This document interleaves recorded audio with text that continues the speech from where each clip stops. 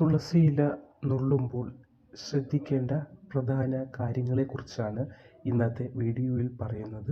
Video ഉപകാരപ്രദമായെന്ന് തോന്നുകയാണെങ്കിൽ like ചെയ്യാനും channel subscribe ചെയ്യാനും മറക്കല്ലേ. പൂജാപുഷ്പങ്ങളിൽ വളരെയധികം പ്രാധാന്യമുള്ളതും ഔഷധഗുണമുള്ളതുമായ സസ്യമാണ് തുളസി.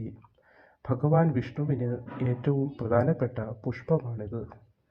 ലക്ഷ്മി ദേവിയുടെ പ്രതിരൂപമായതിനാൽ വിഷ്ണു ഭഗവാന്റെ പ്രിയപ്പെട്ടവൾ എന്ന അർത്ഥത്തിൽ വിഷ്ണുപ്രിയ എന്ന നാമത്തിലും അറിയപ്പെടുന്നു.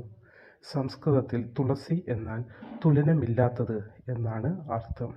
തുളസിയുടെ ഗുണങ്ങൾ ഉള്ള മറ്റൊരു ചെടി ഇല്ലാത്തതിനാലാണ് ഈ പേര് വന്നത്. മഹാവിഷ്ണു തുളസിയെ തലയിലും മാറിലും ധരിക്കുന്നതായി പുരാണങ്ങളിലും പറയുന്നു. തുളസി നിൽക്കുന്ന മണ്ണ് പോലും ശുദ്ധീകരിക്കപ്പെടുമെന്നാണ് വിശ്വാസം. വിഷ്ണു പൂജയിൽ ഏറ്റവും പ്രധാനപ്പെട്ട ഒന്നാണ് തുളസി. പ്രമുഖ പുരാണങ്ങളിലെല്ലാം തുളസിയുടെ മാഹാത്മ്യത്തെപ്പറ്റി പ്രതിപാദിക്കുന്നുമുണ്ട്.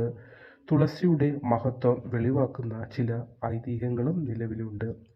പത്മപുരാണത്തിൽ തുളസിയെപ്പറ്റി വിശദമായി തന്നെ പ്രതിപാദിക്കുന്നുമുണ്ട്.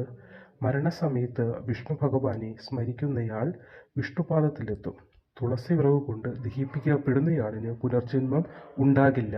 അന്തരിച്ച വ്യക്തി പാപം ചെയ്യുന്ന ആളോ പുണ്യം ചെയ്യുന്ന ആളോ ആയിക്കോട്ടെ, തുളസി ചേർത്ത് ചിതയൊരുക്കിയാൽ അയാൾ പാപമുക്തനായി സ്വർഗസ്ഥനാകും.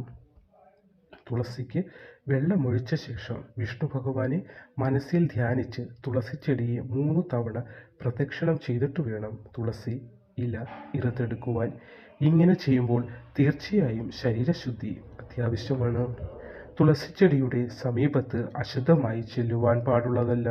തുളസി നുള്ളുന്നത് പകൽ സമയത്ത് കിഴക്കോട്ട് തിരിഞ്ഞു വേണം. കർത്തവാവ്, ദ്വാദശി എന്നീ തിഥികളിലും സൂര്യ ചന്ദ്രഗ്രഹണ കാലത്തും സന്ധ്യയ്ക്കും ഏകാദശിക്കും ചൊവ്വ വെള്ളി ദിവസങ്ങളിലും സംക്രാന്തിയിലും തുളസി നുള്ളരുത്. സന്ധ്യാസമയത്ത് മന്ത്രജപത്തോടെ തുളസിയെ വലം വയ്ക്കുന്നതും തുളസിത്തറയിൽ സന്ധ്യാദീപം തെളിയിക്കുന്നതും മികച്ച ഫലങ്ങൾ നൽകും. പൂജാവിധികൾക്കും ശുദ്ധിയോടെ ഭക്തി പുരസ്സരം സ്ത്രീകൾക്ക് തലയിൽ ചൂടാനും ഔഷധ നിർമ്മാണത്തിനുമല്ലാതെ തുളസിയില ഇറുക്കരുത്.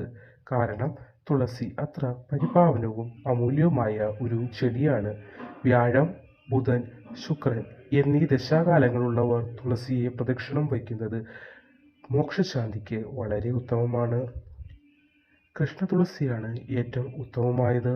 വീടിൻ്റെ കിഴക്ക് ഭാഗത്തായി പ്രധാന വാതിലിന് നേർക്ക് തുളസിത്തറ പണിയാൻ ഫലങ്ങൾ ഏറും.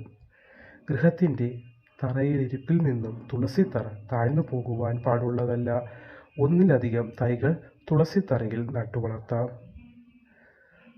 തുളസിത്തറയ്ക്ക് ചുറ്റും പ്രദക്ഷിണം വയ്ക്കുമ്പോൾ ചൊല്ലേണ്ട മന്ത്രമാണ് ഇനി പറയാൻ പോകുന്നത്.